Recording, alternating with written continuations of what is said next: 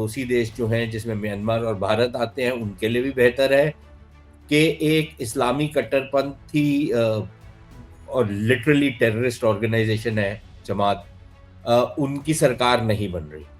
क्या मोहम्मद यूनुस अब क्या राष्ट्रपति बनना चाहते हैं? ये जमात को वोट करने का तो मतलब ये है कि अपने जो कातिल हैं उन्हीं को आप वोट कर रहे हैं। तो चांसेस आ कि आपकी सिक्योरिटी बेटर हो सकती है कि अगर आप बीएनपी के पाले में चले जाएं। ये रहता है कि आप अपनी जो राजनीति है, अब जहां पर आपकी राजनीति एक्चुअली सक्रिय है वहां पर राजनीति करें। अमेरिका और लंदन की यूनिवर्सिटियों में जाके आपको वोट नहीं मिलेगा। तरीके से पिछले 18 महीने में रिश्ते रहे, हालात उससे बेहतरी की तरफ जाएंगे, ये उम्मीद है। लेकिन हालात वैसे शायद नहीं होंगे जैसे आज से 2-3 वर्ष पहले थे। जो छवि चीन की बन गई है अब, आज से 20 वर्ष पहले वो नहीं थी जो आज है।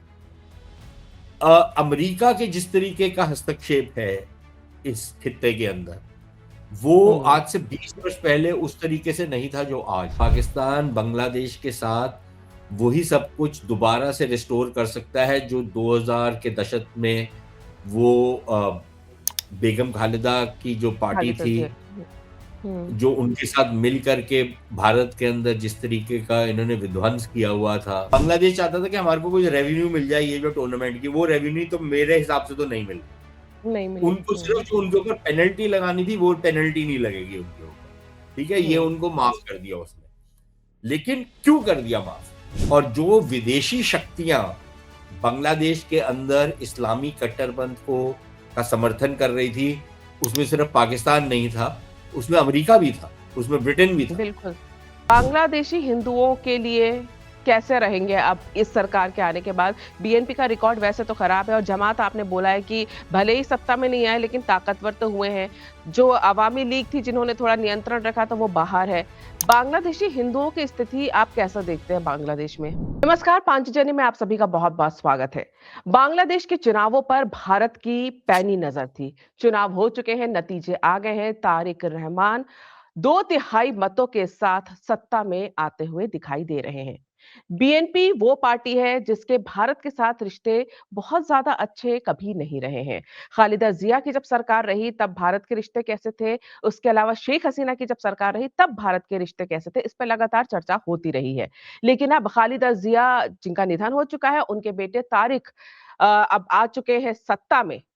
भारत पे इसका क्या प्रभाव पड़ेगा? और इससे पहले अंतरिम सरकार के मुखिया रहते हुए यूनुस ने जो गलबैयां पाकिस्तान से की थी, अब उनका क्या होगा? तो बांग्लादेश की नई सरकार के भारत और पाकिस्तान से रिश्तों पर क्या असर पड़ने वाला है या क्या हो सकता है? पाकिस्तान का क्या रुख रहेगा? इस सब पर चर्चा करने हमारे साथ हैं सुशांत सरीन जी, जो अंतर्राष्ट्रीय मामलों के जानकार हैं। भारत, पाकिस्तान, बांग्लादेश और तमाम अंतर्राष्ट्रीय खबरों पर पैनी नजर रखते हैं। सुशांत जी, आपका बहुत-बहुत स्वागत है। शुक्रिया। सुशांत जी, जो चुनावी नतीजे आए हैं बांग्लादेश के, भारत बहुत दिनों से शांति से सब कुछ देख रहा था। मुबारकबाद दे दी है, बधाई प्रधानमंत्री मोदी ने दे दी है, लेकिन जो सवाल बार-बार उठ रहे थे कि बीएनपी आएगी या जमाते इस्लामी, और जमाते इस्लामी को जिस तरह से यूनुस का समर्थन वहां पर प्राप्त था, उसके बाद 2/3 बहुमत से बीएनपी का आना, सबसे पहले तो बांग्लादेश के हिसाब से ये सत्ता कैसी है? मेरे ख्याल बांग्लादेश के हिसाब से ये नतीजे अच्छे ही हैं, क्योंकि हम्म। एक अनिश्चितता का माहौल बना हुआ था बांग्लादेश के अंदर।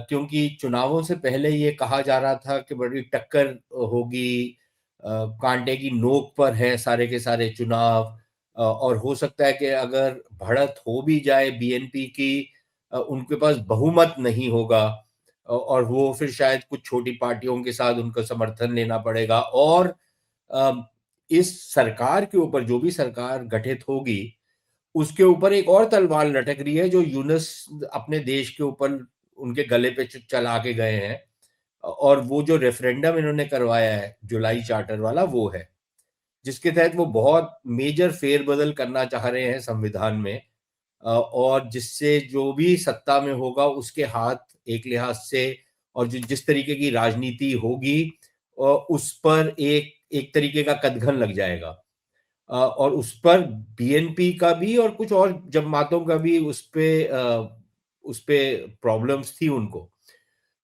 तो अब जो नतीजे आए हैं उससे तो ये स्पष्ट हो गया कि एक स्थिर सरकार बनेगी, नंबर वन। नंबर दो, उस सरकार के पास दो तिहाई बहुमत होगा, तो वो फिर कई सारी चीजें जो रेफरेंडम में हैं उन पर वो एक लिहाज से रिव्यू कर सकती है और उनको बदल भी सकती है।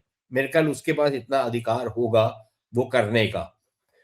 इस पर अभी भी एक सवालिया चिन्ह बना हुआ है, लेकिन मेरे को लगता है कि इतना जरूर उनके पास हो जाएगा, क्योंकि अगर दूसरा हाउस बन भी गया, बाई कैमरल लेजिस्लेचर वाला एक हुँ। ऊपर वाला सदन बन भी गया, तो उसमें भी शायद इनके पास इतना बहुमत होगा कि वो संविधान में संशोधन कर सकते हैं।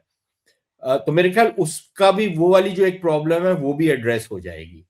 तीसरी चीज ये है कि बांग्लादेश के लिए भी बेहतर है, और शायद बांग्लादेश के पड़ोसी देश जो हैं जिसमें म्यांमार और भारत आते हैं उनके लिए भी बेहतर है कि एक इस्लामी कट्टरपंथी और लिटरली टेररिस्ट ऑर्गेनाइजेशन है जमात, उनकी सरकार नहीं बन रही, और बीएनपी की बन रही है। हमारी प्रॉब्लम्स रही है बीएनपी के साथ, लेकिन उम्मीद ये है कि 17-18 साल एक एक एग्जाइल में रहे हुए व्यक्ति जब वापस आते हैं तो शायद हुँ। एक मैच्योरिटी के साथ आएंगे, और इस बार जो उनकी कार्यशैली रहेगी वो उससे बहुत डिफरेंट होगी, जो वो एक बिगड़े हुए बच्चे जिनको माँ का आशीर्वाद था, और जैसे हमारे यहाँ पर बिगड़े हुए बच्चे करते हैं राजनेताओं के, वैसे ये भी थे। तो होपफुली समझदारी आ गई होगी, थोड़ी संजीदगी आई होगी, अ, थोड़ी मैच्योरिटी के साथ काम करेंगे, और ये समझेंगे कि बांग्लादेश के हित इसी में है कि भारत के साथ रिश्ते जो हैं वो बेहतर हो। लेकिन आपने जो जी। जी, जी। एक बारी सत्ता संभाल लें उसके बाद ही पता लगेगा कि क्या करते हैं। आपने जिस तरह से बताया ना तारिक रहमान के बारे में, वो क्राउन प्रिंस से उनका डार्क प्रिंस बनने तक का एक दौर था 2006 तक, जब तक खालिदा जिया की सरकार थी, उस पर हम बातचीत करेंगे। लेकिन जो आपने सबसे महत्वपूर्ण बात जो बोली है ना, जुलाई चार्टर वाली बात है, जिसमें 180 दिन में जो संवैधानिक सुधार परिषद बनेगी, इसमें 2-3 पॉइंट ऐसे हैं जिस पे बहुत ज़्यादा ध्यान देने की बात है। जैसा कि इसमें बोला गया है कि जो प्रधानमंत्री का कार्यकाल है, 2 बार प्रधानमंत्री बन सकते हैं। उसके अलावा शक्ति संतुलन करने की जो कोशिश की गई है इस रेफरेंडम के ज़रिए, जो बातें की गई हैं उसमें, कि राष्ट्रपति के अधिकार बढ़ाए जाएँगे, प्रधानमंत्री को जितने अधिकार होते हैं उसके हिसाब से। एक तरफ सवाल ये भी उठ रहा है, क्या मोहम्मद यूनुस राष्ट्रपति बनना चाहते हैं? क्योंकि जिस तरह से उन्होंने चुनावों को पहले डिले किया, तो उनको ऐसा लग रहा था कि वो शायद वो इंटरिम गवर्नमेंट होने के बावजूद भी, मुखिया होने के बावजूद सत्ता छोड़ना नहीं चाह रहे। उसके बाद ये रेफरेंडम होता है, जो रेफरेंडम की शर्तें होती हैं, एक सवाल ये उठने लगा है कि क्या मोहम्मद यूनुस अब क्या राष्ट्रपति बनना चाहते हैं? चुनाव होने से पहले जो स्थिति थी और चुनाव नतीजे आने के बाद जो स्थिति है, उस जमीन आसमान का अंतर है। चुनाव होने से पहले तो बाज़गश चल रही थी कि बीएनपी ने भी इनको आश्वस्त करवाया कि आपको इस तरीके की चीज चल रही थी, और मेरे ख्याल इनकी भी एक महत्वाकांक्षा थी कि भाई मैं राष्ट्रपति बन जाऊंगा और मेरे पास ऐसी पावर्स होंगी रेफरेंडम के तहत, जिसके तहत मैं बिल्कुल एक लेम डक टाइप का राष्ट्रपति नहीं होऊंगा। लेकिन अब जो नतीजे आए हैं उसके बाद तो मुझे नहीं लगता कि बीएनपी के पास कोई मजबूरी है कि इसको मोहम्मद यूनुस को बनाया जाए राष्ट्रपति। वो क्यों इसको बनाएंगे, वो क्यों नहीं अपने किसी व्यक्ति को, एक लॉयलिस्ट को बनाएंगे राष्ट्रपति, पहली बात। दूसरी चीज ये कि जैसे मैंने आपसे पहले अर्ज किया था कि अगर उनके पास इतने नंबर्स हैं कि वो संविधान में संशोधन कर सकते हैं अपने ताई, तो वो फिर उनकी वो वाली मजबूरियां नहीं है जो रेफरेंडम उनके ऊपर इम्पोज करता है। तो मेरे ख्याल वहां पर हमको ये समझना चाहिए ना, देखिए राजनीति एक डायनामिक खेल है।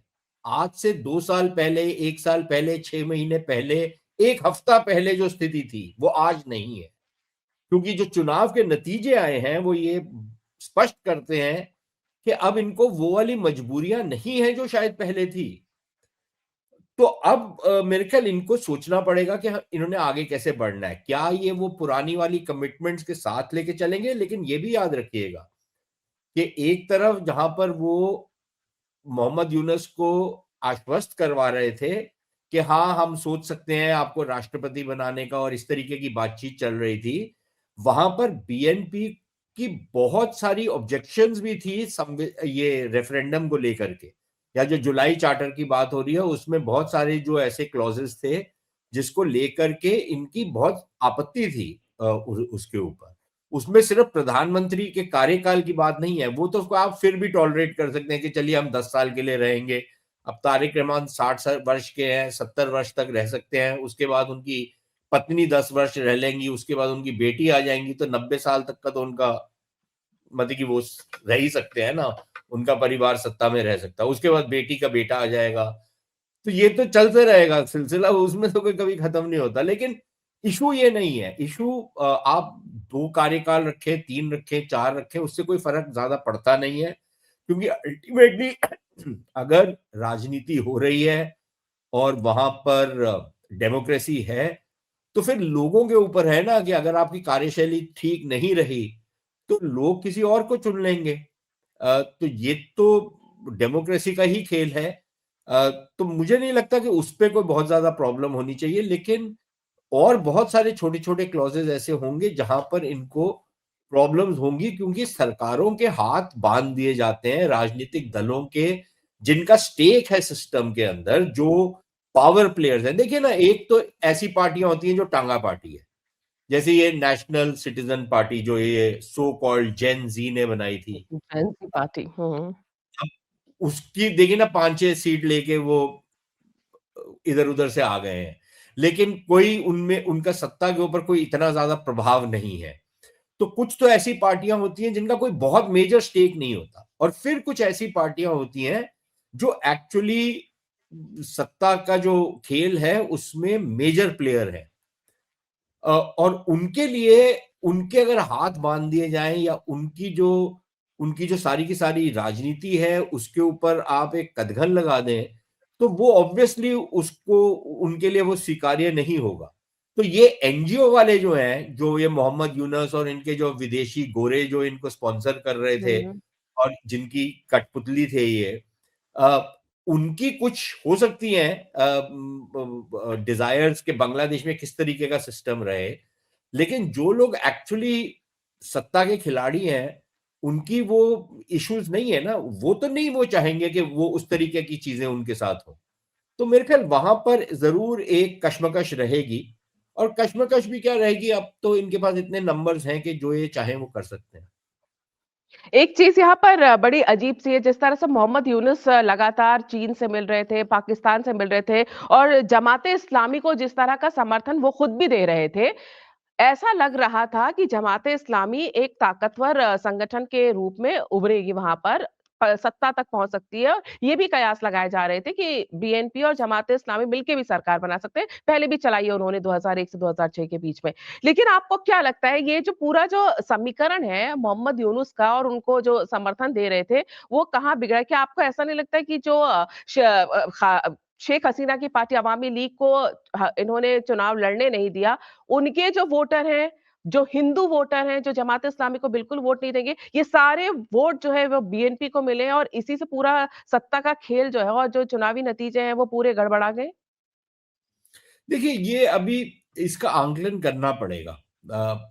प्राइमा फेसाई तो यही लगता है जो आपने बताई बात, कि क्योंकि देखिए, अब चुनाव होने से पहले कई लोग ये कह रहे थे कि एक संभावना ये है कि जो वहां पर 8% हिंदू वोट है, उसका एक बहुत बड़ा हिस्सा जो है वो जमाते इस्लामी को भी जा सकता है, क्योंकि उन्होंने कुछ ऐसे आश्वासन दिए थे उनको। और बीएनपी का भी कोई रिकॉर्ड अच्छा तो नहीं रहा ना हिंदुओं के साथ। जी। तो हुँ, एक ये संभावना जताई जा रही थी कि ये लोग हो सकता है कि जमात को के लिए वोट कर दें। हुँ, फिर एक ये भी था कि ये जमात को वोट करने का तो मतलब ये है कि अपने जो कातिल हैं उन्हीं को आप वोट कर रहे हैं। तो चांसेस आ कि आपकी सिक्योरिटी बेटर हो सकती है कि अगर आप बीएनपी के पाले में चले जाएं। अब किस तरीके से वोटिंग पैटर्न हुआ, कोई अगर पोस्ट पोल सर्वे हो तो उसमें शायद पता लग सके, लेकिन उसमें भी कितनी सच्चाई बाहर निकल करके आएगी, क्योंकि अक्सर जब एक एक माइनॉरिटी कम्युनिटी से पूछा जाता है चुनावों के बाद, तो वो यही कहती है कि जौन सी पार्टी जीती है हमने उसी के लिए वोट किया था। तो अब ये थोड़ा आंकलन लगाना मुश्किल हो जाएगा, लेकिन कुछ चीजें जरूर हुई हैं ऐसी, जिसमें जैसे महिलाओं का एक बहुत बड़ा वोट होता है बांग्लादेश के अंदर, और जिस तरीके की स्टेटमेंट्स आई जमाते इस्लामी वाले दहशतगर्दों की, तो उससे हुँ, उनको ये लगा कि भाई महिलाओं को ये लगा कि हमारे ऊपर एक इस तरीके का रोक टोक ना लगे जैसे कि एक संभावना बन रही है, और जमाते इस्लामी का ये रिकॉर्ड भी रहा है इस टाइप के काम करने का। बिल्कुल। और जो बाकी सिर्फ जमात की इशू नहीं थे ना, उनके साथ और बहुत सारे ऐसे कट्टरपंथी इस्लामी गुट मिले हुए थे उनकी पार्टी के साथ, जिसका भी एक असर था। लेकिन देखिए, जमात को अभी आप कम मत आंकिएगा। अ, हुँ, उनकी जो परफॉर्मेंस हुई है उसमें शायद एक उसका एस्पेक्ट ये जरूर है कि अवामी लीग क्योंकि चुनावों में नहीं थी, तो इसलिए जो जी, 8-10% इनको वोट मिलता था, अब ये 20% पे चले गए। इन्होंने डबल किया अपना वोट शेयर, अगर आप उस हिसाब से देखें। तो आप इनको कम मत आंकिएगा। और दूसरी चीज आपको ये भी याद रखनी चाहिए, देखिए इन देशों में, पाकिस्तान, बांग्लादेश, इस तरीके के देशों में जो इस्लामी ताकतें हैं, उनको वोट पड़े ना पड़े उससे कोई हुँ, फर्क नहीं। उनकी जो स्ट्रीट पावर है, जिस तरीके से वो गुंडागर्दी करती हैं, जिस तरीके से वो सरकारों को अपने नीचे लगा लेती हैं, उनको डराती जी, हैं, धमकाती हैं, जिस तरीके से वो सड़कों के ऊपर आकर उपद्रव करती हैं, और सरकारों के हाथ बंद जाते हैं, ये उनका मेजर जो जो जो मोनोपोली ओवर वायलेंस है, वो एक लिहाज से इनके पास चली जाती है सरकार से निकल करके। और उसके हिसाब से अगर देखा जाए कि अगर इनके पास लगभग 70 सीटें हैं अब पार्लियामेंट में, और जी, इनके पास जो सारी भारत के साथ जो आपकी पट्टी लगती है सरहद की, जी, उसमें ये लोग चुनाव जीत करके आए हैं, तो मेरे ख्याल बांग्लादेश के लिए भी और भारत के लिए भी एक खतरे की घंटी तो जरूर बज रही है। और ये काफी ताकत के साथ आए हैं, मतलब कि इनके पास सत्ता नहीं आई, जो एक अच्छी चीज है, जी, लेकिन ताकत इनकी आप कम मत आंकिएगा। और इन्होंने बहुत ज्यादा जो इंस्टीट्यूशनल मैकेनिज्म्स हैं रियासत के, उसमें इन्होंने इन्फिल्ट्रेट किया हुआ है। चाहे वो स्टूडेंट बॉडीज हों, चाहे वो यूनिवर्सिटीज हों, अखबार हों, जो सिविल सर्विस है उसके अंदर, फौज के अंदर इनका एक असर और रसूख है। तो इनको मत कम आंकिएगा। और मुझे लगता है कि जरूर अगर बीएनपी में थोड़ी सी भी समझदारी होगी, तो वो इनके साथ समझौता नहीं करेंगे, लेकिन इनके साथ एक जरूर इनको बॉटल अप करने की कोशिश करेंगे, इनको मार्जिनलाइज करेंगे। लेकिन वो तब तक पॉसिबल नहीं होगा जब तक अवामी लीग वापस ना आए। क्योंकि देखिए, अगर दो मेन स्ट्रीम पार्टीज जो हैं वो आपस में एक प्रतिस्पर्धा हो उनकी, तो जो छोटी थर्ड पार्टी होती है ना, वो ऑटोमेटिकली काफी हद तक साइडलाइन हो जाती है।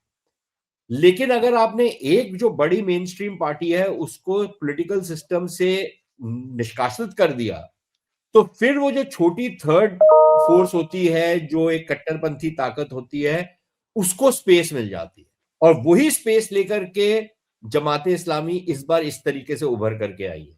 शायद अगर अवामी लीग चुनाव लड़ रही होती, शायद चुनाव के नतीजे थोड़े से डिफरेंट होते, बीएनपी को उतना बहुमत ना मिलता जितना मिला, अवामी लीग को कई सारी सीटें मिल जाती, और शायद जो जमाते इस्लामी का वोट है वो भी कम होता, और उसके साथ साथ उनकी जो सीटें हैं वो भी बहुत ज्यादा कम होती।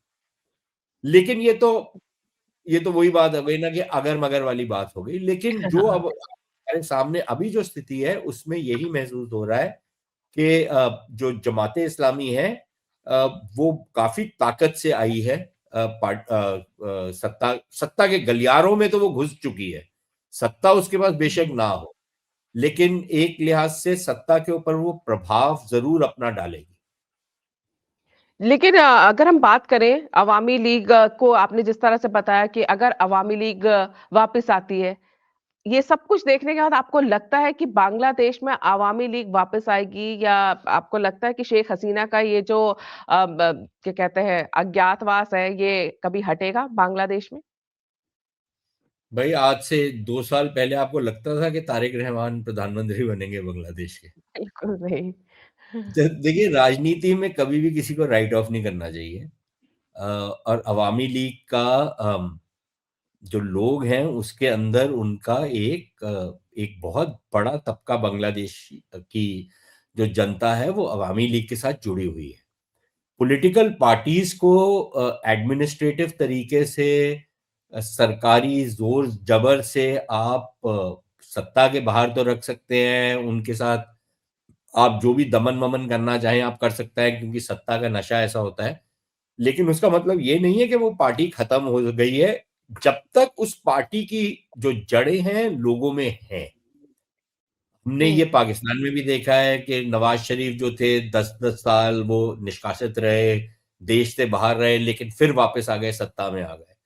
अब हमने हमने भारत के अंदर देखा है कि कई बारी ऐसी पार्टीज जिसको बिल्कुल एक सिरे से आपने खारिज कर दिया, या कोई ऐसे राजनेता जिनके बारे में ये महसूस हुआ कि यार ये तो अब इनकी सत्ता खत्म हो गई है, सडनली 8-10-15 साल के बाद वो दोबारा से वापस सत्ता में आ जाते हैं। तो राजनीति में कभी भी किसी को राइट ऑफ नहीं करना चाहिए। और राजनीति में कभी भी ये नहीं समझना चाहिए कि बस अब हम सत्ता में आ गए और सत्ता अब हमारे कब्जे में ही रहेगी और हमारे को इधर से कोई हिला नहीं सकता। तो हुँ, ये ज़रूरी है कि अगर सत्ता में रहना चाहते हैं, तो ये बहुत ज़रूरी हुँ, है कि 24 घंटे चौकन्ना रहने की ज़रूरत है। फिर आप थाईलैंड की छुट्टियाँ मनाने और फिर आयरलैंड छुट्टियाँ मनाने और हुँ। विदेशों में लेक्चर देने के बजाय बेहतर ये रहता है कि आप अपनी जो राजनीति है, अब जहाँ पर आपकी राजनीति एक्चुअली सक्रिय है, वहाँ पर राजनीति करें। अमेरिका और लंदन की यूनिवर्सिटियों में जाके आपको वोट नहीं मिलेंगे। राजनीति की क्योंकि आप बात कर रहे हैं, तो जो राजनीतिज्ञ नहीं थे, जब वो राजनीति में आए, मोहम्मद यूनुस, तो उन्होंने कई बार 3 बार वहाँ जाकर पाकिस्तान में मिलकर आए, फिर आसिम मुनीर से भी मिले, शहबाज शरीफ के अलावा, इधर चाइना से भी मिल रहे थे। अपने इन 18 महीनों के कार्यकाल में एक नॉन पॉलिटिकल व्यक्ति ने जो-जो डीलें की हैं, जो-जो संबंध बनाए हैं, जो कि भारत के पक्ष में तो बिल्कुल भी नहीं थे, भारत विरोधी ज़्यादा थे। ये नई सरकार आने के बाद उनका क्या होगा? देखिए, मेरे ख़्याल ज़रूर ये रिव्यू तो करेंगे, उन्होंने बहुत सारे जो कदम उठाए हैं और शायद हुँ, नई सरकार के ऊपर दबाव भी बहुत सारे आएँगे अब। देखिए, जब एक इंटरिम सरकार होती है कि भई कुछ समय के लिए है और चुनावों के बाद एक एक अ, एक पक्की सरकार आएगी, तो फिर बहुत सारी चीज़ों के ऊपर लोग उनके ऊपर ज़्यादा वो भी नहीं करते, इम्पोज़ भी नहीं करते।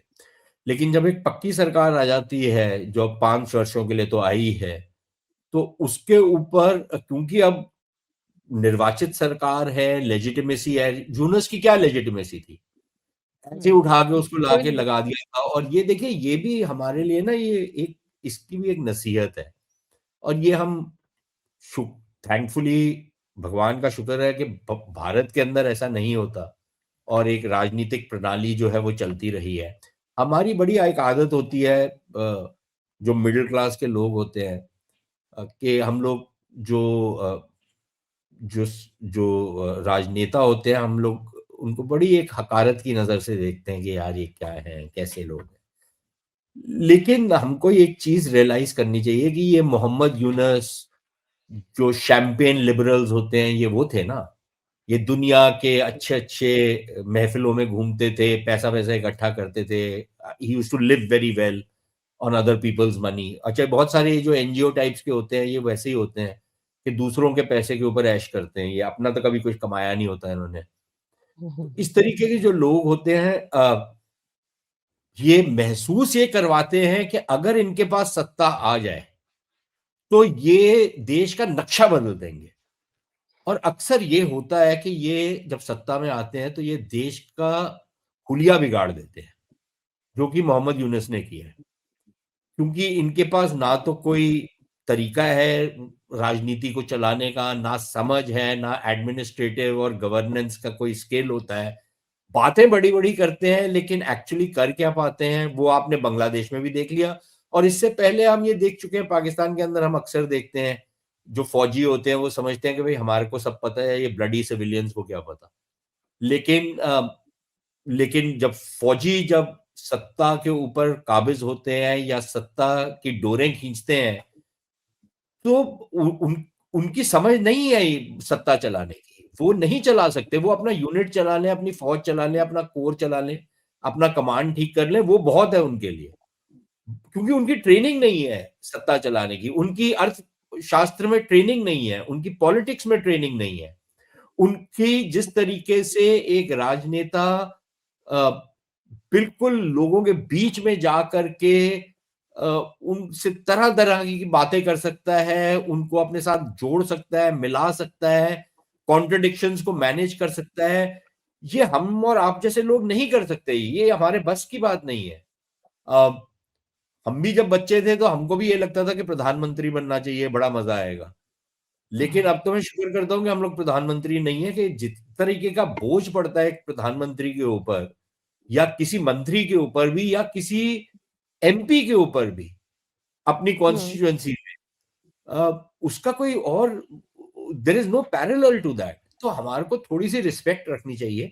हाँ, ये उम्मीद हम जरूर कर सकते हैं अपने राजनेताओं से कि भाई जो वो नीतियां लेकर के आते हैं या जिस तरीके की सोच विचार करते हैं, उसमें देश की जो तरक्की है वो और तेजी से हो, अच्छी चीजें हो, हुँ।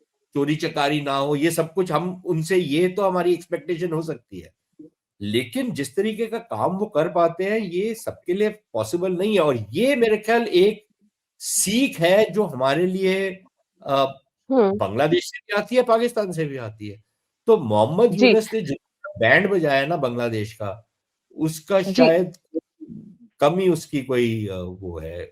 सुशांत जी, जिस तरह से आपने बताया, हमने अपने यहाँ दिल्ली में भी देखे थे कि एनजीओ और अवार्ड विनर, उनकी सरकार और जो वादे होते हैं, वो अलग होते हैं और ज़मीनी हकीकत वो अलग होती है। अंतर्राष्ट्रीय स्तर पे अगर हम बात करें, मोहम्मद यूनुस को भी हमने देखा है, लेकिन दूसरी तरफ जो हम तारिक की बात करें अगर, तारिक रहमान जो हैं 17 साल के निर्वासन के बाद आए हैं। हालाँकि इससे पहले, क्योंकि जिस तरह से शुरू में बता रही थी कि वो क्राउन प्रिंस से डार्क प्रिंस बन गए थे और कई भ्रष्टाचार के मामले थे, खालिदा ज़िया की सरकार में काफ़ी पावरफुल हुआ करते थे। अब लेकिन जो आप बात कर रहे हैं, इस समय जिस सरकार जो उनकी सरकार बनी और जो बांग्लादेश उन्हें मिला है और जिन हालातों में मिला है, ये उनके लिए भी काफ़ी बदलाव वाली परिस्थिति बनी हुई है, क्योंकि जो पहले बांग्लादेश था, वो और आज का बांग्लादेश इसलिए अलग है। मोहम्मद यूनुस ने जिस तरह से चाइना और पाकिस्तान के साथ संबंध बनाए हैं, उसी तरह अब भारत के साथ संबंध बनाए रखना एक बहुत बड़ी मजबूरी बांग्लादेश के लिए है। 94% एरिया आपका भारत से मिलता है। आप इंडिया लॉक्ड एक कंट्री है, ये सब चीज़ें वो देखते हैं। और एक बात जो बहुत ध्यान देने वाली, कि अपने चुनावी घोषणा पत्र में कहीं भी उन्होंने भारत विरोधी बातें नहीं की थी। जमात जिस तरह की बातें भारत विरोधी या उसके राज में हिंदुओं के लिए बातें होती थी, वैसी कोई भी बात तारिक रहमान ने नहीं की। क्या ये संकेत माने जाएँ कि जब तारिक रहमान आएँगे तो भारत के लिए स्थिति पहले से बेहतर होगी? यानी ये जो 18 महीने से जो चल रहा था, भारत और बांग्लादेश का संबंध, वो सुधरेंगे? लेकिन उम्मीद तो ये है। देखिए, हमारे हुँ। को थोड़ी अपनी जो उम्मीद है ना, उस पर भी थोड़ा-सा अंकुश लगाएँ तो बेहतर होगा। हुँ। शायद जिस तरीके से पिछले 18 महीने में रिश्ते रहे, हालात उससे बेहतरी की तरफ जाएँगे, ये उम्मीद है। लेकिन हालात वैसे शायद नहीं होंगे जैसे आज से 2-3 वर्ष पहले थे। और इस शेख पर हमारे हसीना के को समय जैसे थोड़ा-सा थे, वैसे नहीं होंगे। वो अभी संभव लग नहीं रहा। नहीं। देखिए, शेख हसीना के साथ भी जो हमारे रिश्ते बेहतर हुए थे, वो इसलिए हुए थे क्योंकि शेख हसीना ने ये समझ लिया था कि भारत के साथ रिश्ते बेहतर करना बांग्लादेश के इंटरेस्ट में है। और उससे बांग्लादेश की बहुत तरक्की हो सकती है, उनके लिए बहुत फ़ायदे वाला सौदा है। अ, और जिस तरीके की एक इकोनॉमिक परफ़ॉर्मेंस थी शेख हसीना के टाइम पर, अ, वो बांग्लादेश को ऐसे देखा जा रहा था कि यार ये तो अब एक बहुत जल्दी से, तेज़ी से उभरता हुआ देश बन रहा है आर्थिक तौर पर, और सडनली पिछले हुँ। 2-3 साल में उस पर बहुत बुरा असर पड़ा है उस अर्थव्यवस्था के ऊपर।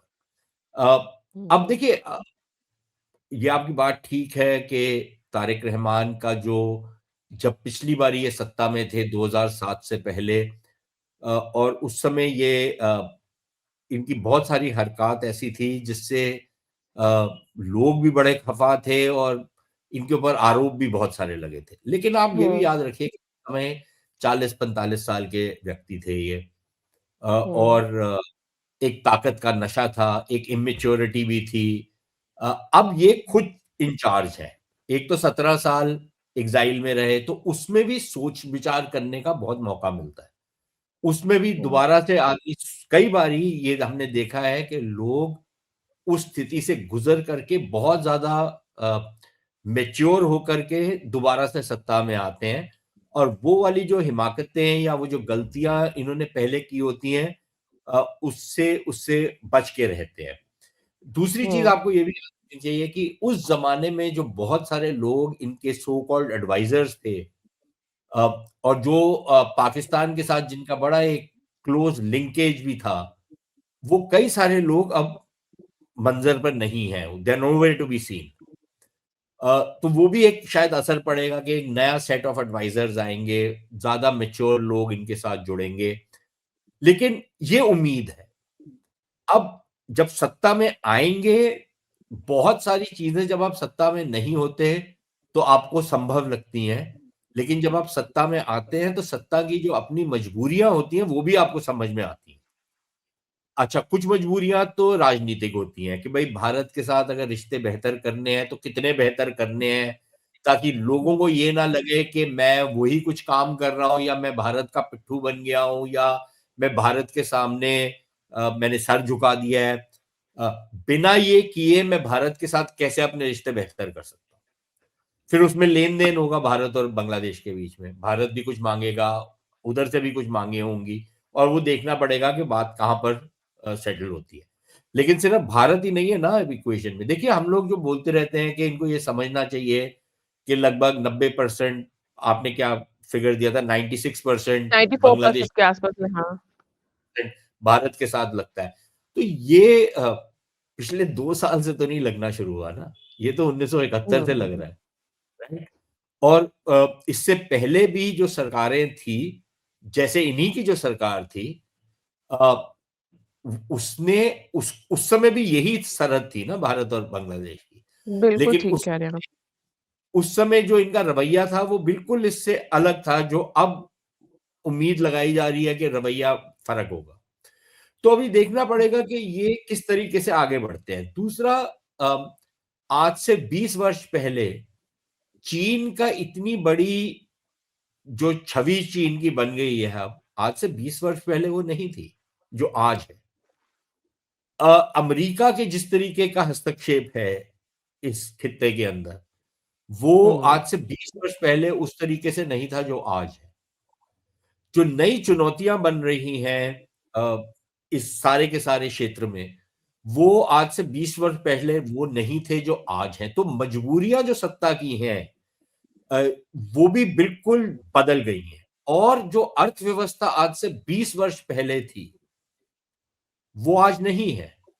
तो मेरे ख्याल चेंज भी बहुत आया है, तो ये समझ लेना कि हुँ, चीज़ें बहुत अच्छे तरीके से चलनी शुरू हो जाएँगी। मेरे ख्याल ये एक बड़ी हीरोइक असम्पशन होगी, इसको ना ही करें तो बेहतर है, और अक्सर हम लोग गलती ये करते हैं कि अ, हम लोग जो हमारी आशाएँ हैं, उसी को अपनी नीतियाँ बना कर के आगे बढ़ते हैं। तो मेरे ख्याल थोड़ी जो जो जो ग्राउंड रियलिटी है, अगर उस पे नज़र रखी जाए, और ये जो है ना कि शेख चिल्ली वाले जो ख्वाब हम लोग देख कर के अपना चीज़ें बनाते हैं कि अब सब अच्छा हो जाएगा, होता हुँ। नहीं है। अ, तो थोड़ा-सा सोच समझ करके हमारे को भी कदम आगे बढ़ाने पड़ेंगे बांग्लादेश के साथ। बिल्कुल, आप ठीक कह रहे हैं क्योंकि बीएनपी के सामने सिर्फ़ भारत ही नहीं है, बीएनपी के सामने वो चाइना भी है जो इतनी बड़ी अर्थव्यवस्था है, वो अमेरिका भी है जिस पे उसका भी काफ़ी कुछ व्यापार निर्भर करता है।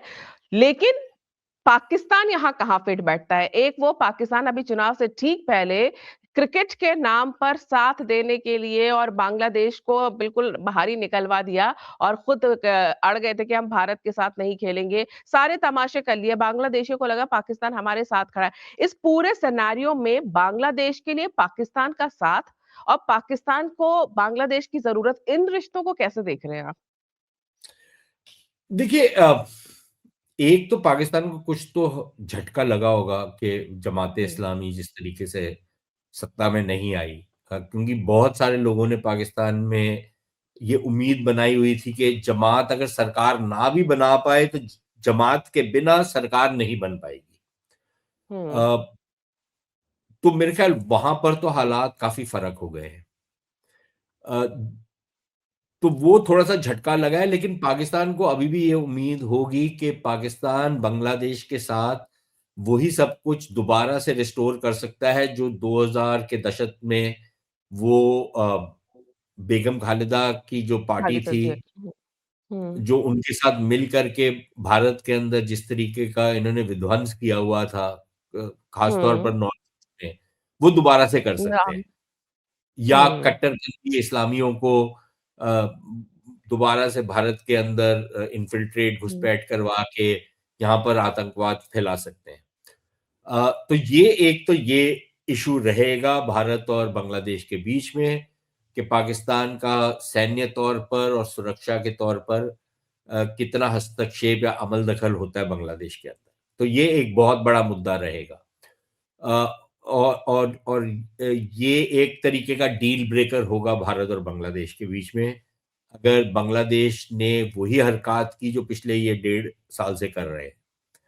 तो एक तो ये हुँ, फैक्टर है। दूसरा देखिए हमारे को थोड़ा-सा ये भी समझना चाहिए कि बांग्लादेश के अंदर सदा से 2 तरीके की सोच रही है। एक वो वाली सोच जो जिसकी शायद एक लिहाज से, पूरी तरीके से तो नहीं लेकिन एक लिहाज से अ, नुमाइंदगी करते थे अवामी लीग वाले। और वो ये था कि भारत के साथ रिश्ते बेहतर होने चाहिए। अ, हिंदुओं के खिलाफ उनके ज़माने में भी बहुत दमन होता था, लेकिन एक जिसे बोलते हैं ना इंस्टीट्यूशनल तरीके से नहीं हो रहा।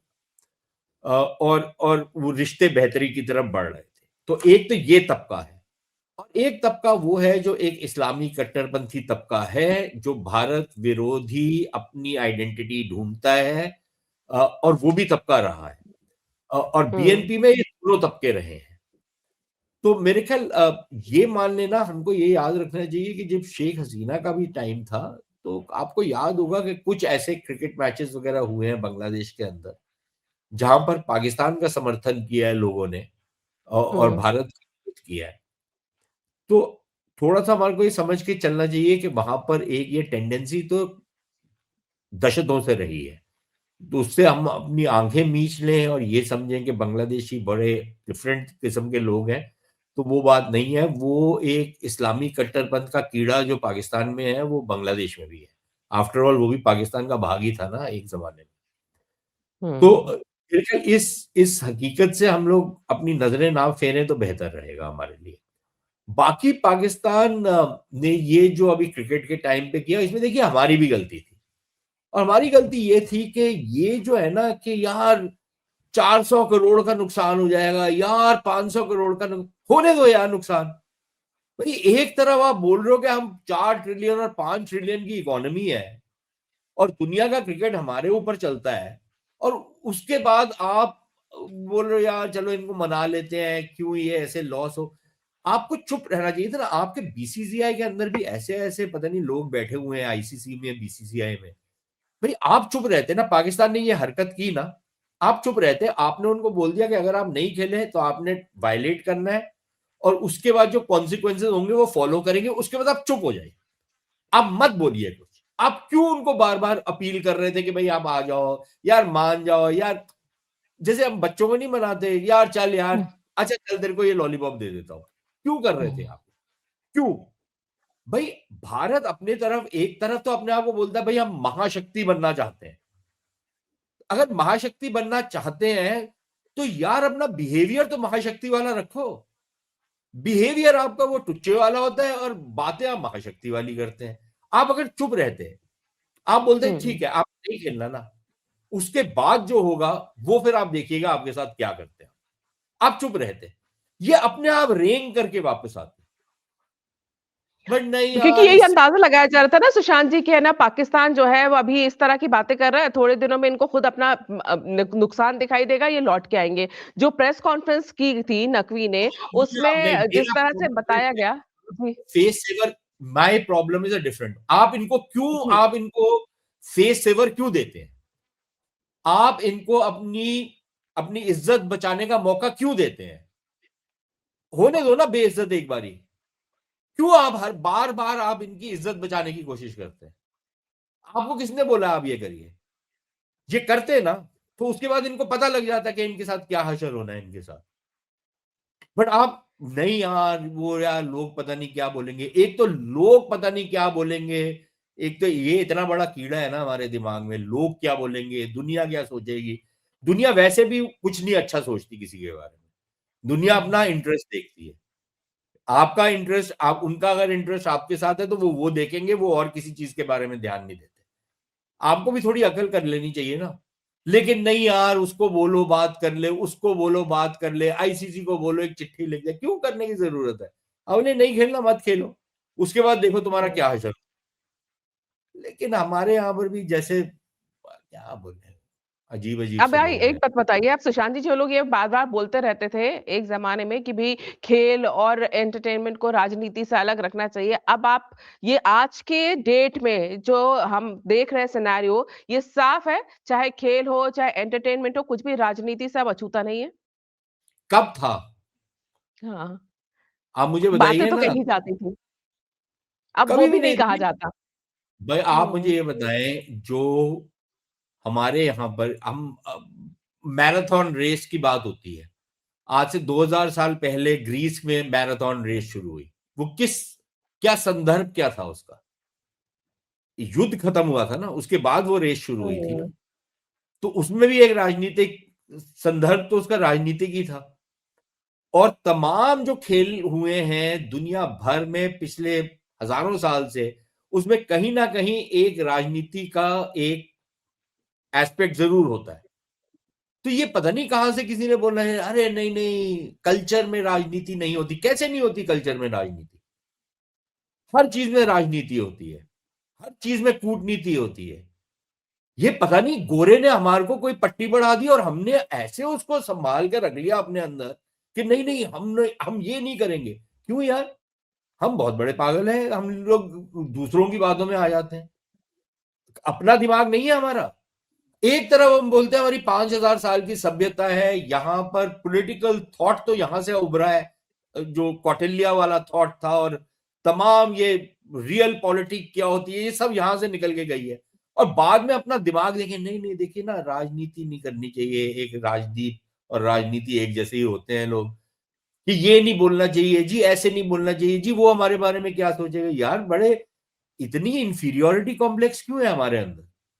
एक तरीके हुँ। से, मैं ये नहीं कह रहा कि अ, बड़बोले बन करके आप करें। एक तरीके से, सलीके से, शांति से आप बहुत कुछ कर सकते हैं जो हम नहीं करना चाहते, क्योंकि हमारे को ये है, मैंने बोल देना उसको, मैंने उसको बता दिया, ये बता दिया, फिर क्या हुआ? उसके बाद क्या हुआ?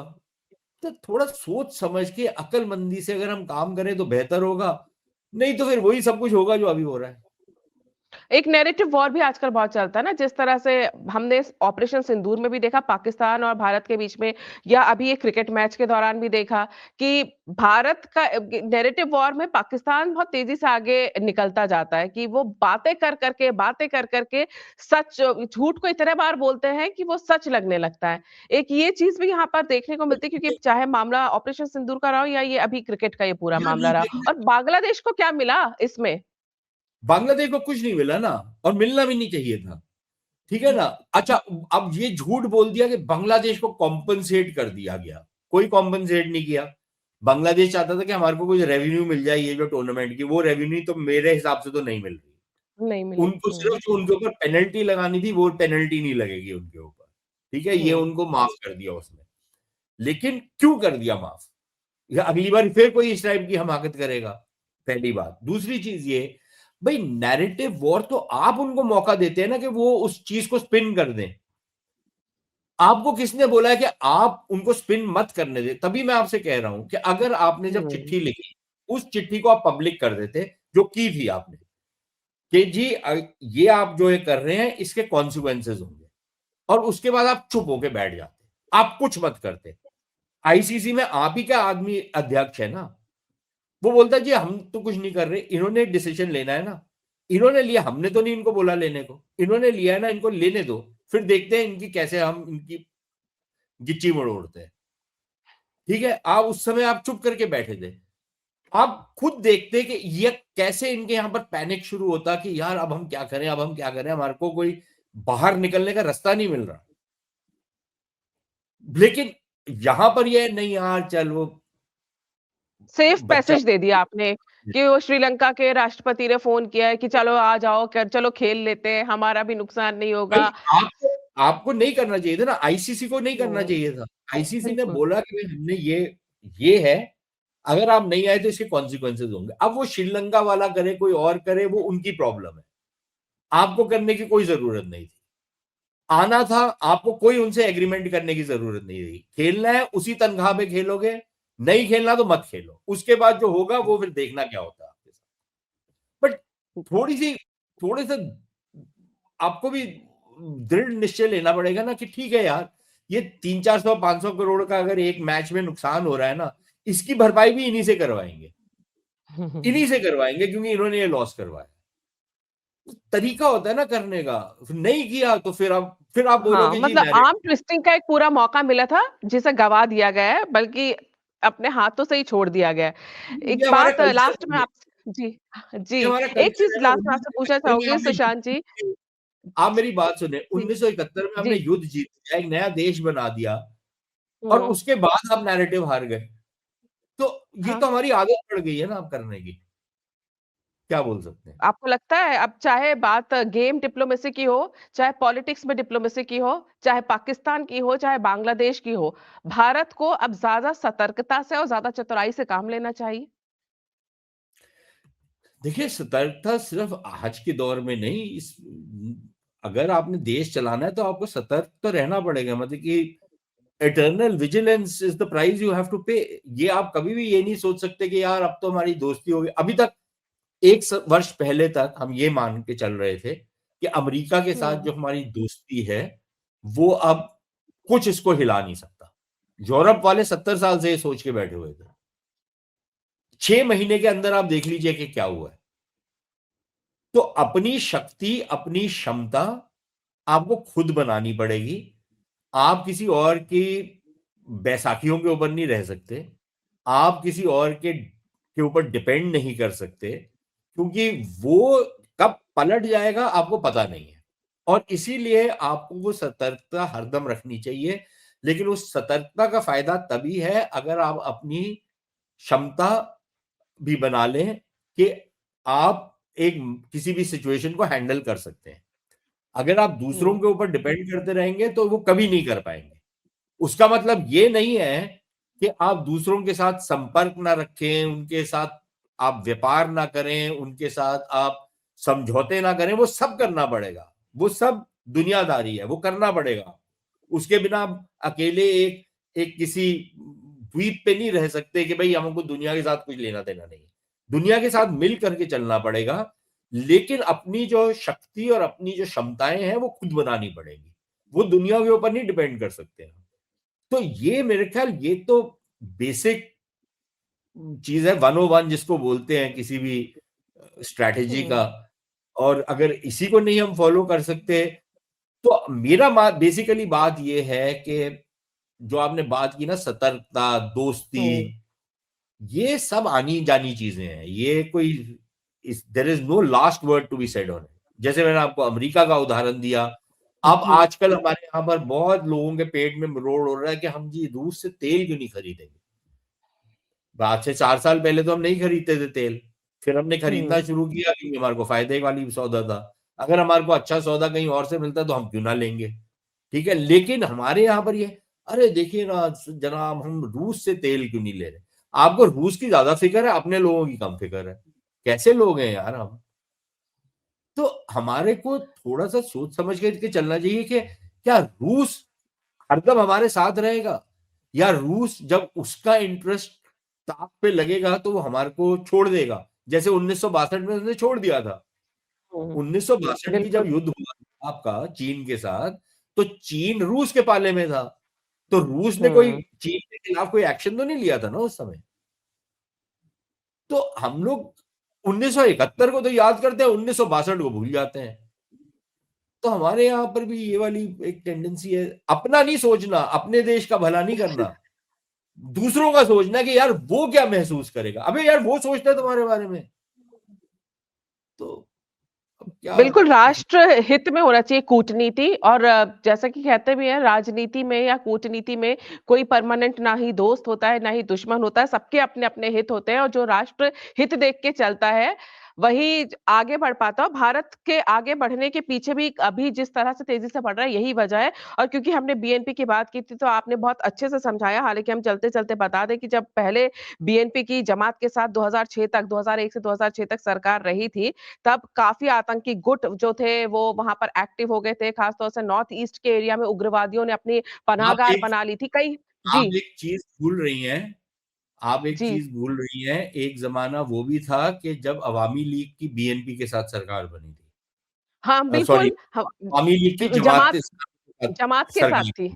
जी, जी, हाँ, तो जी। वो भी एक जमाना था, तो ये मत सोचिए कि ये ये सिर्फ। गठबंधन बनते बिगड़ते रहते हैं, लेकिन और साथ ही साथ जो अभी सुशांत जी आप बोल रहे हैं ना, ये पूरी तरह से सही है कि परिस्थितियों के साथ देश की राजनीति भी बदलती है। व्यक्ति चाहे कोई भी हो, आज तो जो तारिक रहमान आए हैं, उनके सामने इस समय का जो बांग्लादेश है और इस समय जो इंटरनेशनल पॉलिटिक्स चल रही है, मेरे ख्याल से वो इस चीज़ को भी ध्यान में रखेंगे क्योंकि उनके लिए भारत के साथ-साथ चीन भी महत्वपूर्ण रहेगा उनके लिए हर तरह से जिस तरह से फ़ायदे देख रहे हैं, पाकिस्तान का तो मैं नहीं बता सकती कि उनके लिए क्या रहेगा, क्या नहीं रहेगा, वो उनको आकलन करना पड़ेगा, जमात का कितना दबाव रहता है या किस तरह की उनकी रणनीति रहती है।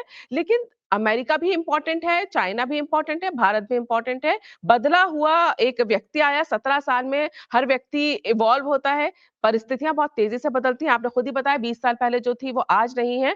तो ये आकलन करना कि बीएनपी जो 2001 से 2006 के बीच में थी वैसी ही आज भी होगी या तारिक रहमान जो उस समय डार्क प्रिंस बनकर निर्वासन में चले गए थे और लौट के आए हैं तो वैसे ही होंगे। ये अभी थोड़े दिनों में ही उनकी जब सरकार वो सत्ता संभालते हैं और जो अपनी जो नीतियाँ बनाते हैं, उससे हमें काफ़ी हद तक स्पष्ट हो जाएगा। लेकिन ये जो पूरी चर्चा है इससे ये साफ हो गया कि बदलती परिस्थितियों में एक बहुत अच्छी चीज़ ये हुई कि जमात जमात की सरकार नहीं आई। सुशांत जी बिल्कुल सही है ना कि ये बहुत अच्छा हुआ कि 2 तिहाई बहुमत से आई, मिलकर नहीं बनाना पड़ा, नहीं तो परिस्थितियाँ दूसरी हो जाती। जी, मेरा मानना यही है कि ये अ, मतलब ये एक अच्छा रिजल्ट है बांग्लादेश के लिए भी और शायद भारत के हुँ, लिए भी। क्योंकि अगर ये सरकार राजनीतिक तौर पर कमजोर होती तो बहुत प्रॉब्लम्स होती इसके लिए और हमारे लिए भी। और बिल्कुल। क्योंकि इनके पास एक दो तिहाई बहुमत है, तो ये सत्ता को भी संभाल सकते हैं, अर्थव्यवस्था के लिए भी जो नेसेसरी डिसीजंस हैं वो ले सकते हैं, राजनीतिक तौर पर भी मजबूत होंगे, और इनकी जो संवैधानिक जो चैलेंजेस इनके सामने आएंगे, हुँ, चुनौतियां जो आएंगी संवैधानिक तौर पर, खास तौर पर क्योंकि वो जो एक माइनफील्ड छोड़ करके गए हैं, जो डिफरेंट हुँ, जगहों पे बम लगा करके गया है ये मोहम्मद यूनुस, नोबेल लॉरियट। अ, तो इसने जिस तरीके का सत्यानाश करने की कोशिश की है बांग्लादेश की, उससे भी शायद एक मौका मिलेगा बीएनपी वालों को, कि उससे हुँ, थोड़ा-सा अपने देश को बचा सकें। और जो विदेशी शक्तियाँ बांग्लादेश के अंदर इस्लामी कट्टरपंथ का समर्थन कर रही थी, उसमें सिर्फ पाकिस्तान नहीं था, उसमें अमेरिका भी था, उसमें ब्रिटेन भी था। बिल्कुल। और अमेरिका और ब्रिटेन के बहुत सारे आपको पूर्व राजनयिक नजर आएंगे जो बड़े एक्टिव हैं आजकल। और अभी तो एक स्टोरी भी छपी थी वहां पर वॉशिंगटन पोस्ट में, जहां पर अमेरिकी दूतावास के लोग कह रहे थे कि भाई अगर जमाते इस्लामी भी आ जाता है तो क्या फर्क पड़ता है। और उसका कारण एक है कि उनको यह लगता था कि जमाते इस्लामी क्योंकि इस्लामी कट्टरपंथ ताकत है, इसलिए वो चीन से किनारा कशी करेगी और अमेरिका के साथ लगेगी। इतने अहमक हुँ, हैं ये अमेरिकी जो बांग्लादेश के साथ हुँ, डील करते हैं, इतने बेवकूफ हैं, इसलिए बड़ा खोखला जिसको बोलते हैं कोई दुनिया में नहीं होगा।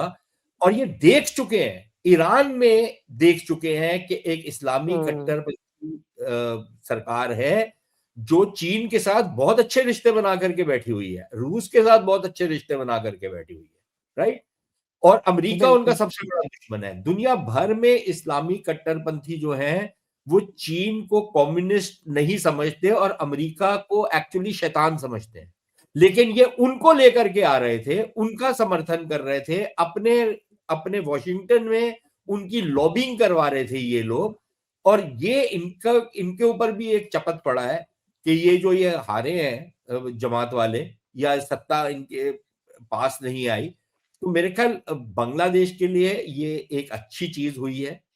लेकिन जैसे मैंने आपसे पहले अर्ज किया था कि उसका मतलब ये नहीं है कि ये लोग खत्म हो गए हैं। ये बहुत ज्यादा हुँ, पर हुए हैं, ये काफी सक्रिय रहेंगे, ये काफी अपने आप को इम्पोज करेंगे सरकार के ऊपर, ये सरकार को घेरे में लाने की कोशिश करेंगे, सरकार के ऊपर दबाव बनाएंगे, सड़कों पे निकल करके हम इस्लामी कट्टरपंथी सोच जो है उसको पनपाएंगे। ये सब कुछ होगा और ये बीएनपी के लिए एक बहुत बड़ी चुनौती होगी कि उसके साथ कैसे जूझे। और उनके लिए हुँ, हुँ, बेहतर ये होगा कि वो अवामी लीग के लिए कुछ स्पेस क्रिएट करें, जो वो करेंगे नहीं, क्योंकि ये भी एक हुँ, एक एक, एक तरीके का उनकी प्रॉब्लम रहेगी, क्योंकि ये लोग ब्लाइंडर्स के साथ आते हैं। लेकिन अगर ये कुछ अवामी लीग के लिए स्पेस क्रिएट कर दें, बेशक उनको सत्ता के गलियारों से दूर रखें, लेकिन स्पेस, राजनीतिक स्पेस हुँ। उनके लिए क्रिएट करेंगे, तो उससे जमात को हैंडल करने में इनको आसानी होगी। नहीं तो वो जो इनका वैक्यूम बन गया है उसको भी जी, बिल्कुल पर एक बहुत महत्वपूर्ण सवाल मेरा रह गया आपसे कि बांग्लादेशी हिंदुओं के लिए कैसे रहेंगे अब इस सरकार के आने के बाद? बीएनपी का रिकॉर्ड वैसे तो खराब है और जमात आपने बोला है कि भले ही सत्ता में नहीं आए लेकिन ताकतवर तो हुए हैं। जो अवामी लीग थी जिन्होंने थोड़ा नियंत्रण रखा तो वो बाहर है। बांग्लादेशी हिंदुओं की स्थिति आप कैसा देखते हैं बांग्लादेश में? यार, बांग्लादेशी हिंदुओं के लिए कोई बहुत अच्छे आसार तो नहीं है, और वो उसका एक कारण ये है कि अगर वो खुद लड़ने को तैयार नहीं होंगे और उनकी कोई मदद नहीं करेगा अपने अपने अधिकारों के लिए लड़ने के लिए, अ, तो हुँ, फिर उनको तो भाई जो लड़ नहीं सकता उसको तो दबाया ही जाएगा। ये तो सिंपल सी चीज है। और बांग्लादेश के अंदर 22-23% जो हिंदू पॉपुलेशन थी, अब कट कटा करके 8% 8% हो गई है। आठ हुँ, प्रतिशत भी अगर ज्यादा ही होगी, थोड़ी कम ही हो गई ज़्यादा ही होगी। होगी, हाँ। हुँ, तो तो मतलब कि उसको आपने इस तरीके से खदेड़ दिया है, तो उनको कोई प्रोटेक्शन नहीं है, उनके लिए कोई आवाज उठाने वाला नहीं है। ये तो अब भारत सरकार ने थोड़ी सी आवाज उठानी शुरू की, और वो भी भारत हुँ। सरकार ने इसलिए उठानी शुरू की क्योंकि लोगों ने यहाँ पर उठानी शुरू कर दी। और उसके यहाँ लिए पे भी लोगों ने बोलना शुरू कर दिया। और उसमें भी सोशल मीडिया का बहुत एक बड़ा रोल है, क्योंकि मेन स्ट्रीम मीडिया तो कभी रिपोर्ट ही नहीं करता ये चीजें। तो सोशल मीडिया में जब आता है और सोशल मीडिया में एक उपद्रव होता है कि यार ये क्या बकवास चल रही है, तो सरकारों के भी हाथ मजबूर हो जाते हैं, तो उनको भी आवाज उठानी पड़ती है। लेकिन मेरे ख्याल ये भारत के लिए जरूरी है कि भाई इस तरीके की, जिस तरीके का कत्लेआम आप कर रहे हैं वहां पर, जिस तरीके हुँ, की आप धौंस धमकी वाली सरकार चला रहे हैं, जिस तरीके से आप दमन कर रहे हैं हिंदुओं का, इसके ऊपर तो ये नहीं हो सकता कि बिल्कुल हम लोग चुप करके बैठे रहें। और अगर जो वहां पर हिंदू समुदाय है उसको, उसके ऊपर भी ये निर्भर होगा कि वो अपने अधिकारों के लिए किस तरीके से खड़े होते हैं। वो कैसे अपने अधिकारों का हक जमाते हैं वहां पर, कैसे राजनीतिक हुँ। तौर पर, और इफ नेसेसरी दम के बलबूते पर ये दिखाएं कि भाई आप हमारे साथ वो सब नहीं कर सकते जो आप करते आए हैं। ये आपको दिस लगता है स्टॉप्स। लेकिन 8% बचे हैं वहाँ पर किस तरह से वो करेंगे? क्या जब 22, 23, 24% से 8 सा 7-8% पे अगर वहाँ पे हिंदू आ गए हैं, तो वो लड़ाई कैसे? यानी एक्सटर्नल सपोर्ट उनको चाहिए होगा या इंटरनली वो गैदर भी करेंगे, तो क्या वो कर पाएँगे उस माहौल में? जब से ये देखिए एक तो बांग्लादेश एक ऐसी जगह है जहाँ पे आप देखिए आज़ादी के समय से लेके अभी तक हिंदुओं के नरसंहार या हिंदुओं के साथ जो अट्रॉसिटीज़ हैं, कभी भी बंद नहीं हुई हैं, नॉन स्टॉप चली हैं। किस तरह से वो आप चाहते कि कैसे एकत्रित हों, वो कैसे अपनी आवाज़ उठाएँगे? आप मुझे एक चीज बताएं, ब्रिटेन में कितने मुसलमान हैं? हुँ, 5%, 6%। वो कैसे अपनी बात राइट। मनवाते हैं वहां पर? भारत के अंदर कितने हैं? कैसे बात मनवाते हैं? तो ये तो आपके ऊपर है ना, आपको अगर आप ये समझते हैं कि भई यार नहीं मैं नहीं खड़ा हो सकता, इसमें हुँ, बलिदान देना पड़ेगा, इसमें लेकिन खड़ा होना पड़ेगा अगर आप अपने आप को बचाना चाहते हैं। नहीं तो आप किसी और के रहमो-करम पे रहेंगे। जिस दिन वो चाहेंगे वो आपका दमन करेंगे, आपको मारेंगे, पीटेंगे, आपकी प्रॉपर्टी हथियाएँगे और जिस दिन उनको ये लगे यार चलो आज छोड़ देते हैं तो छोड़ देंगे। तो ये आपके ऊपर निर्भर है आप कैसे रहना चाहते हैं। हाँ, इसमें अ, अगर आपको बाहर से समर्थन मिलता है उसकी भी ज़रूरत होती है। हुँ। लेकिन खुद को भी तो मजबूत करना पड़ेगा। यानी पहले ये है कि वो खुद लड़ने के लिए तैयार हैं, फिर उनको साथ देने के लिए जो है, वो जो आना चाहेंगे, वो आ जाएँगे। आपने सुशांत जी बहुत अच्छी ये पूरी चर्चा की, हमने बांग्लादेश की राजनीति को भी समझा, आने वाली परिस्थितियों को भी समझने की कोशिश की। आपने समय निकाला, उसके लिए आपका बहुत-बहुत धन्यवाद। शुक्रिया। अगर आप सभी को ये चर्चा पसंद आई है, तो हमारे इस चैनल को सब्सक्राइब करें, वीडियो को लाइक करें। नमस्कार।